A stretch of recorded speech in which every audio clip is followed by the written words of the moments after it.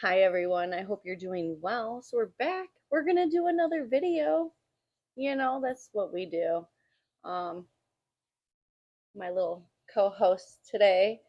But anyways, so I have a problem. You know, I start getting ideas and then I go down rabbit holes, right, online. And honestly, it's crazy. Um, these rabbit holes that are on the internet and what you can get sucked down into. So, anyways, I went down the rabbit hole about Loch Ness, Ogopogo, just the sea cryptids, right? So for October, we're doing cryptid videos on Fridays. So I just was like looking in things and I was just wondering, is it a prehistoric creature or is it something else? So anyways, cast yourself into the depths of ancient legends and explore the similarities and differences between two legendary creatures, Loch Ness and Ogopogo. So I really got into doing this joke thing and then finding jokes about said topic, right? It's something to add some spice to it, right? So today's joke is, why did the Loch Ness Monster start a stand up comedy career? Because it wanted to make a splash in the entertainment industry. All right. Today we're going on a thrilling adventure about Loch Ness versus Ogopogo and whether the sightings are authentic, fake, or something else, and whether they could be the same creature.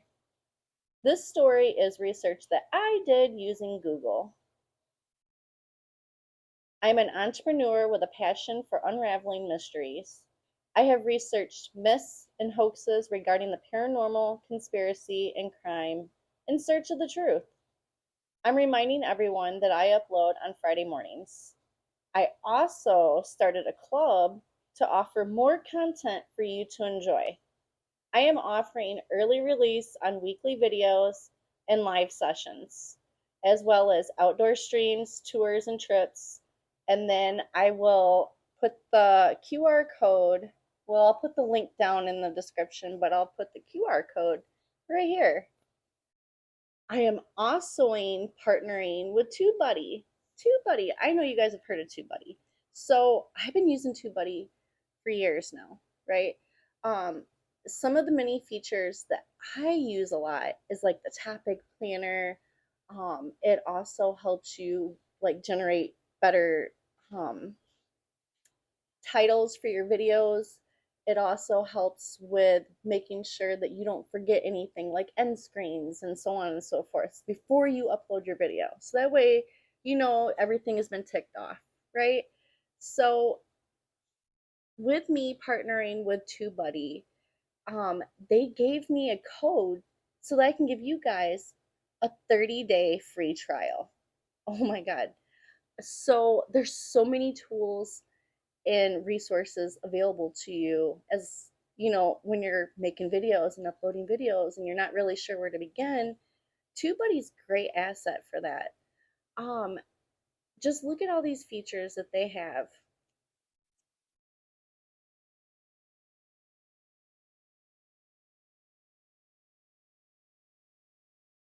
I will also put the link down in the description box so you guys can enjoy a 30-day free trial. You can cancel anytime before the end of the 30-day trial and just see if it works for you, if it helps you with trying to venture out into making your own videos and making sure that you've ticked off all them boxes, right? But before we get into today's story, I want to remind you guys that we're still doing the live thrills and chills. Um, so things have happened with Randy. He's not able to be a part of Thrills and Chills. He's got personal things that he has to tend to and needs to focus on. We're gonna wish him the best and hopefully he'll get through everything, right? So, but I might have a new friend that might be a fill in. or just another one. Um, we actually reconnected through Facebook. And I was thinking about maybe asking him. So I might have a new friend that I can bring in on adventures with us, right? He was my partner in crime back in the day. So I can see it being interesting. And he likes all the same stuff. So it'll be interesting. He'll bring another high energy that we like to see, right? Susie.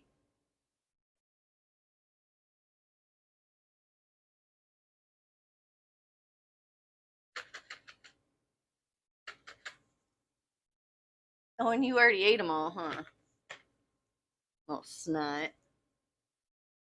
And I just want to remind you guys to submit your stories for the thrills and chills to angelsadventures83 at yahoo.com.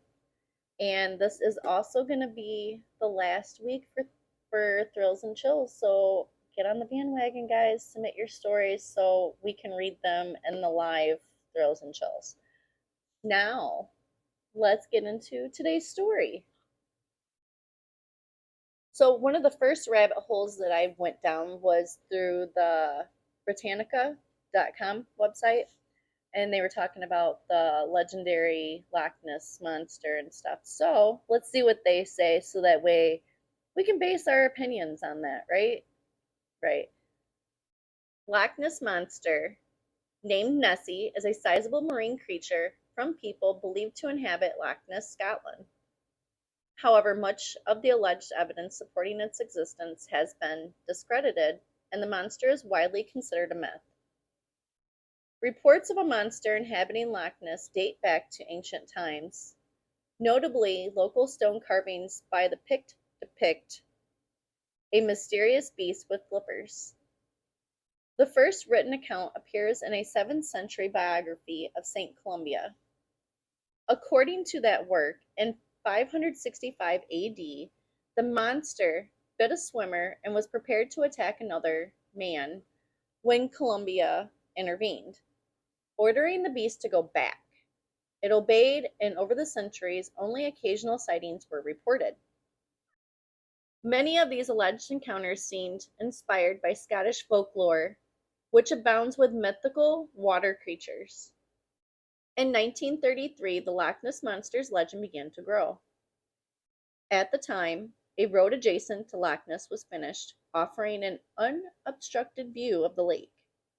In April, a couple saw an enormous animal, which they compared to a dragon or prehistoric monster, and after it crossed their car's path, it disappeared into the water. The incident was reported in a Scottish newspaper, and numerous sightings followed.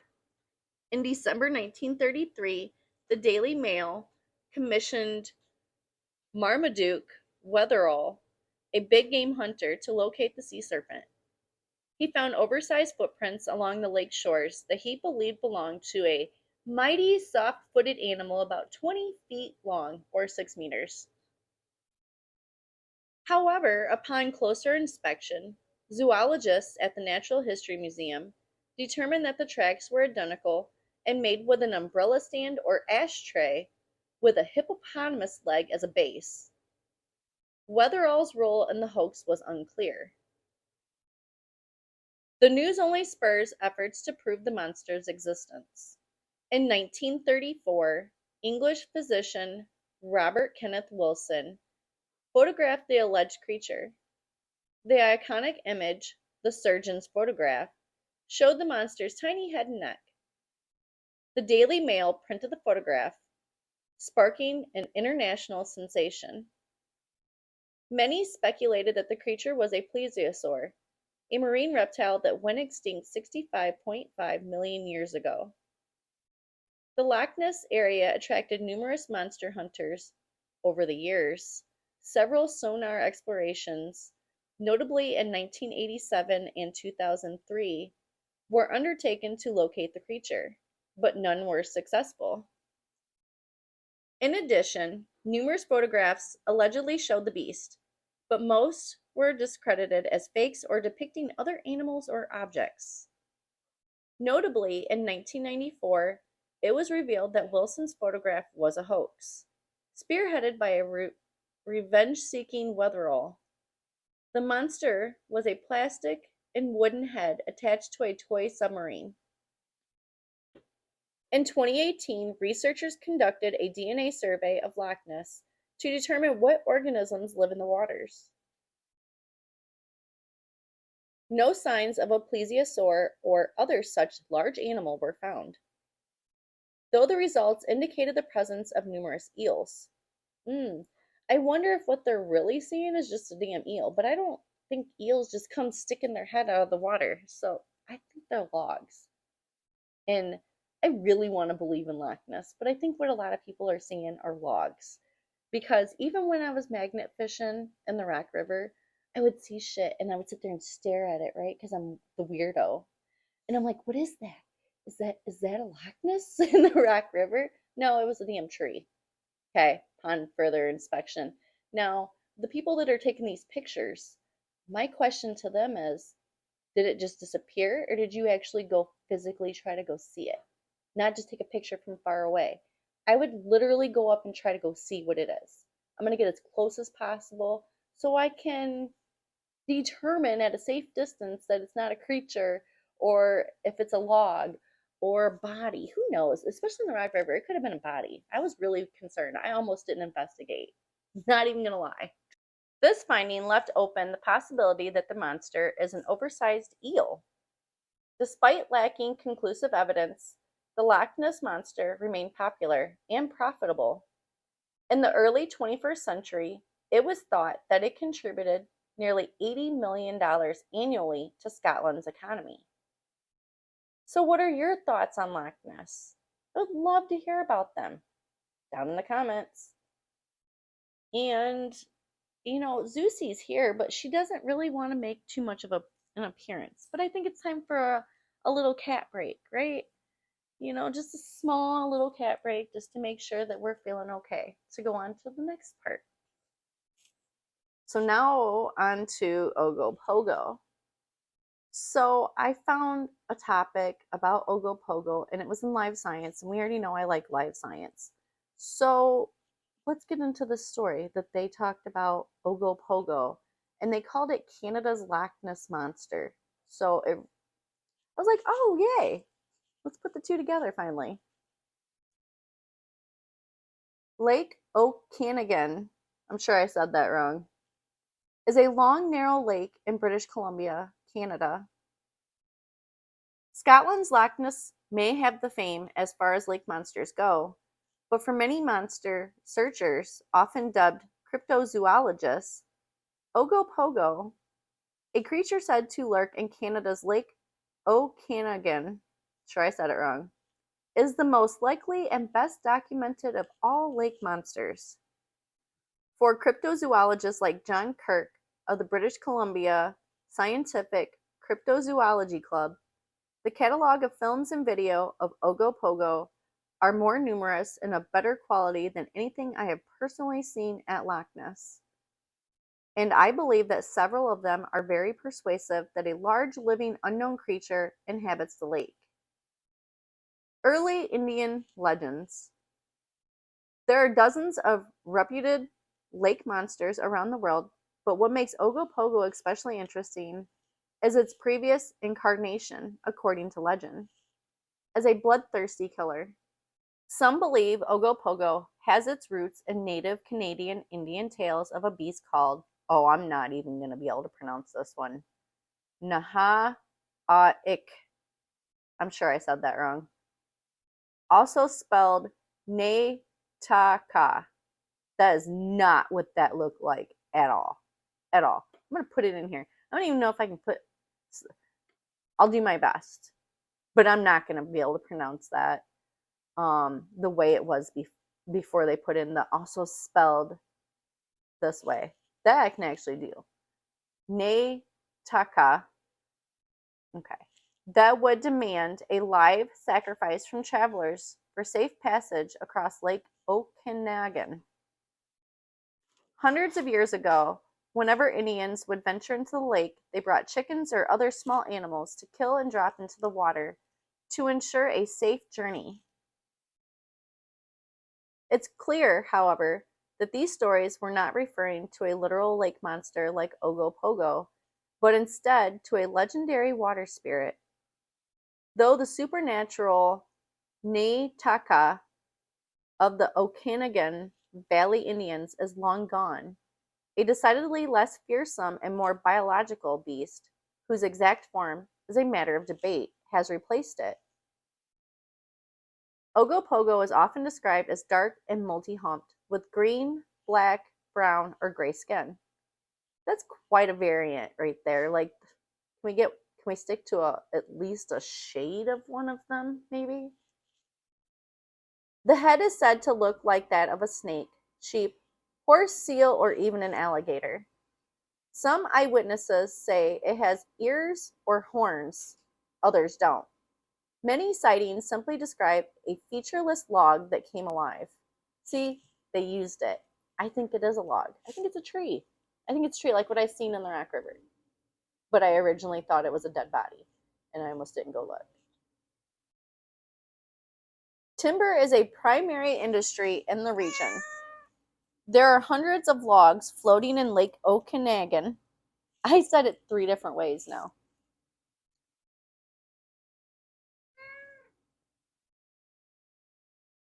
Modern searches and sightings. Lake Okanagan is in British Columbia, about 250 miles or 400 kilometers east of Vancouver. The lake is 84 miles or 135 kilometers long and between 2.5 and 3 miles or 4 and 5 kilometers wide, with an average depth of 249 feet or 76. I don't know what M is. Is that miles? It's probably miles, right? So anyways, and I did research. I don't care about little things like that. I'm not in math. I don't care about math. I don't care about none of their stupid little equations either. So anyways, that's not what we're here about. We're here about to see if we can't find similarities between these two. And if they're hoaxes or if there's some kind of factual system behind all these stories, right? All these alleged stories. The lake has been searched several times, most thoroughly in a 1991 expedition that looked for the monster with high-tech devices, including a remotely operated vehicle and a miniature submarine. The pilot took the car to a depth of 840 feet along the lake bottom at the deepest part of the lake, but no Ogopogos were sighted, nor did the submarine discover any of the creature's carcasses or bones. The best film evidence of Ogopogo is about a minute of footage shot in 1968 by a man named Arthur Fulton. Fulton noticed something large and lifelike in the distance on the calm water and pulled out his home movie camera to capture the object. I designed and conducted an investigation with John Kirk for the National Geographic Channel TV show Is It Real? In 2005, revealing that the object Fulton filmed was a real animal, but its size had been greatly overestimated. It was probably a waterfowl or beaver too far away to be identified, but still leaving an impressive wake in the calm water. So what are eyewitnesses seeing? As with all lake monsters, there is no one specific explanation that accounts for all sightings.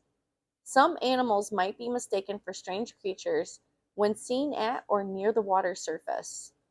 If Ogopogo is real and exists, what is it? Explanations range from the plausible, manatee, sturgeon, or oarfish, to the exotic, a dinosaur or a prehistoric whale called the Zeuglodon. Zeuglodon. Sure, it's wrong. Many sightings of the lake monster may not be of any living thing. Lake Okanagan's geological features create long, unusual waves that can look exactly like the monster, down to Ogopogo's signature series of humps. You guys know why I giggled, right? Because I've not said that name the same one time yet. Not one. They've been all different pronunciations, and it's still the same damn thing. So anyways, in other cases, Sighting a moving hump in the water is not an aquatic optical illusion, but something almost as mundane. Floating logs. I said that. I'm going to actually go to the spot where I really thought that I seen a sea monster, and I'm going to take a picture and I'm going to put it into this video. I'm going to put it right here. Not even recording. So, mind you, the river was flooded when I had first seen it. But this is right off the Mississippi bike path. It's a little walk bridge. And then that's 251 behind there. And then this Auburn Street Bridge. This is easy to dismiss until you review dozens of sighting reports and read what eyewitness after eyewitness describes as a straight, featureless log that seemed floating in the waves. That's probably all it was then, guys. Very pushy right now, Zeus. A still from Richard Hull's 2011 video, which he claims shows Ogopogo, Canada's Loch Ness Monster. A man visiting Lake Okanagan, I think I said it the same, and I think I said it right that time. In 2011, claimed to have captured video of Ogopogo. According to a report in the Vancouver Sun, Richard Hull says he always believed in the possibility of the monster rumored to be living in Okanagan Lake. Last Thursday, while visiting a West Kelowna winery, Hull shot a video proving that something lives in the water. It was not going with the waves, Hull said. It was not a wave, obviously, just a darker color. The size and the fact that they were not parallel with the waves made me think it had to be something else. The video quality is poor and the camera is shaky, but a closer look at the 30-second video reveals that there are actually two shorter ones instead of one long object. They are floating next to each other at slightly different angles.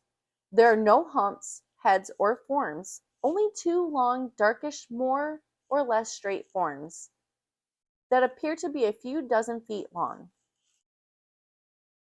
In short, they look a lot like floating logs, which would not be surprising since Lake Okanagan has tens of thousands of logs harvested by the timber industry floating just under the lake's surface. Ogopogo may or may not exist in Lake Okanagan, but it can be found. Tourist shops along the lake sell plenty of Ogopogo-themed hats, t-shirts, mugs, and plush toys. So what are your thoughts on Ogopogo? I'd love to hear about it down in the comments section. Now let's get into some video evidence, guys. So I think I might have found the videos that they were referring to in the stories, right? That's why I'm trying to put it all together so we can come up with a conclusive opinion about it, you know, and then eventually we'll go seek it out and go look and see if we can't find something. I'm going to show you guys that picture. I can't wait. What do you think about the picture? I'm going to put it in here. What do you think? Isn't it crazy? Because from just across the lake, unless you really zoom in, you can't tell what it is. It just looks like something sticking out of the damn water. Thought it was a Loch Ness. It wasn't. I want to share clips from a couple videos. The links will always be in the description box to check out the full video. It's fascinated generations of curious minds, but this weekend the Loch Ness Monster is getting another close-up. And this time, I join the hunt for what's being called the biggest Nessie quest in 50 years. For this region of Scotland, the legend of the Loch Ness Monster is still kind of a big deal. But organizers are hoping that this weekend will excite a new generation of Nessie hunters. It's about inspiration. For a very selfish reason, I don't want the Loch Ness mystery or the interest in Loch Ness itself to diminish. It'll be hard for Nessie to hide from this high-tech hunt. They're launching drones overhead, scouring the surface, while also listening below. So we're dropping a hydrophone, which is an underwater microphone, about 60 feet down below the depth. So we're going to be doing some audio testing to find out what noises exist down there. This is our history behind us. And they're using sonar to map the lake, which has a depth of nearly 800 feet. That's maximum depth here. This is the deepest part, but it's a huge area. Somewhere in all this dark water, there's a monster lurking, and it's up to us to find it. Or find her. The first time they launched it... Ken Gerhardt traveled from the U.S. for the hunt. He researches animals that live on the fringes of our known reality. But you've studied Bigfoot, Chupacabra, Mothman, all of these other fantastical ideas. Where does Nessie rank in terms of likelihood? Personally, I'm 90% convinced that Nessie exists. I've never had a sighting or an observation, but if you immerse yourself in the evidence, you have over 1,000 good sightings that are very consistent descriptions. Spoiler alert, nobody found the monster this weekend, not even me. And not for lack of trying, but maybe that's not what this is all about. It's just a fun myth. Yeah, if it's not real. But are you a believer or not a believer? I'm a believer. In a world of high tech and hard facts, it's nice to know there's still a place for magic and mystery. Someone's always going to say there's going to be something that makes you believe, that wants you to believe. And again, it's the same with every myth out there. It just takes one person to believe in it, and it just continues. Matt Bradley, NBC News, Loch Ness, Scotland. When we came by it the first time, that's where I thought it was a log. On their last sail of the season, Dale Hanchar, his wife Colleen, and their neighbor Myrna Germain Brown saw something shocking beneath Okanagan Lake's surface. Nice easy breeze, cruising out across the lake, and we saw something in the water. And as a boater, I was just looking, is this something dangerous that needs to be marked so somebody doesn't run into it? We went by it. It looked like a log down into the water, but didn't look quite right. That's when they snapped a photo. It wasn't until we got home, we got looking at it and zoomed in on it that we were like... puzzled. The horns are if we can call them that, so the nodules. Yeah. Oh, at least 3 feet. And then it goes out from there. And, it would have been that big. And that's why I thought if it was Ogopogo sleeping, I don't want to be here. Now, we've shown the photograph to our expert, and he was surprised by what he saw. However, he does have a theory of what it could be, if not the legendary lake monster Ogopogo. I am not going to lie. As soon as I opened up, I did have a moment of hesitation, like, whoa, this is not like something I've seen before, because you immediately see the horns. And a lot of classic depictions of lake monsters, people will note horns of some type. At first glance, it does appear to be monstrous looking. You're looking at some head, but, taking into consideration being able to zoom in and the coloration and, the location in which a head would naturally be in relation to a leg or a wing, it appears to be some sort of aquatic bird, whether it be a goose or a duck or something like that. Whether a duck, a goose, or Ogopogo itself, the photo continues to keep the legend of the mysterious lake monster alive and well. Sydney Morton, Global News, Kelowna. So now we're going to try to put it together. So now we have found ourselves on the Real Clear Science website, okay? And we are trying to determine, because there's not really any similarities to Ogopogo and Loch Ness, because they can't get it together with Ogopogo. They're like, can't even tell you what color it is. But from what I found, he was more of dragon-like, whereas Loch Ness is more like, it looks like a plesiosaur. That's what people are trying to say, is that it's a plesiosaur. But now with Ogopogo, it's more of a dragon.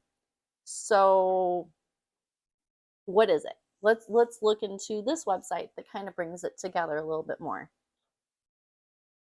Another world famous cryptid is the Loch Ness Monster, who may also have relatives living in New York and Vermont's Lake Champlain, or it's Champ, or in British Columbia's Okanagan Lake, Ogopogo. The most creative explanation for Nessie and similar lake monsters is that they are survival plesiosaurs, which went extinct about 66 million years ago. Alas, they are not. Assuming no hoaxes, and that's a big assumption, the most likely explanation for any particular sighting is mistaken identity. Large fish, logs, and waves can all resemble long-necked creatures.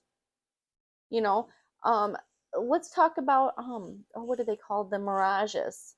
You know how like when you're like in the desert or if you're on the ocean, like the horizon can kind of play tricks with your mind and shit. And like our brain's stupid and it's always trying to make things out of nothing. Like it'll make something that has a hole in just the right spots make it look like a face to us, right? And it's not. When you take a double look at it, you're like, oh no, that's not what that was. But on first glance, you're like, oh, that's what that was. Is it the same thing? Probably. That's what we're coming to here. And I really wanted Loch Ness to be real. But is it still fun? Yeah. Am I still going to watch everything about it? Yes. Is it going to change anything for me? I mean, I know it's not real. I know there's big shit down there, though. So what may not be a plesiosaur might just be a big ass something else that hasn't been discovered yet, right? It might eat me. So that's why I don't go in deep water. Stay out of deep water. You know, there's big fish down there. There's sharks, there's whales. There are things that could eat me and not even realize it. Okay? Eat me and shit me out and not even realize. Just saying. So, did I get that right? You know, let me know if you guys agree or disagree down in the comment section. So, I really want to know what you think though. You know, is Loch Ness and Ogopogo and Champ a hoax? Is there a chance it might be real? I don't think so. I think it's just mistaken identity. I think they've seen something, they're like freaking out, right? But could there be something big down there? Fuck yeah, there can be. And I know there is. You know, that it's always the top of the chain, the food chain, right? There's always something down there that's going to be at the top of the food chain. And I don't want to know what it is. But I would love to hear your thoughts and theories in the comment section. So we have one more cryptid video for the month of October, and I'm not going to tell you guys what it is. You're just going to find out next week. Okay? That's a little surprise. I have to keep it there. Plus, I'm never big about telling you guys what I'm working on. You guys just are just surprised as I am. You know, I'm like, oh, what's this? That's what it's going to be today. So it's pretty much whatever catches my curiosity, and I have the attention span of a squirrel. So if it keeps my attention, maybe it'll keep your attention as well, right? So, anyways, I'm going to link my socials down below in the description box. And I'm trying to think. We have one more cryptid video, and then we're going to get started with November videos. And I've already been kind of thinking about it. You know, I kind of really. That's what Zeus says about that. Zeusy, isn't my baby? Yes, I know. I know. You just can't help yourself. So, anyways, if you guys liked this video, give me a thumbs up. If you guys would like to see more videos like this, right? Subscribe. And as always, I appreciate you guys so much for watching. And I will see you in the next one. Bye.